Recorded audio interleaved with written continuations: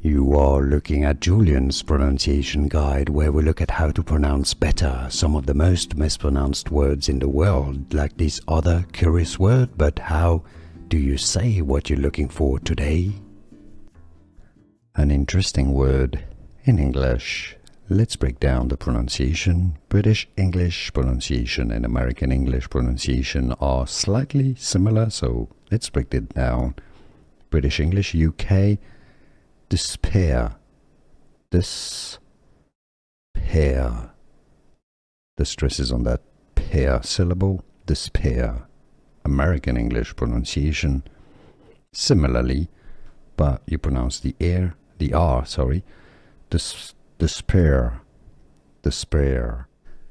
Here are more videos on how to pronounce more confusing words and names too many mispronounced. Like this video if you found it useful. I appreciate your support. I'll see you soon and thanks for watching.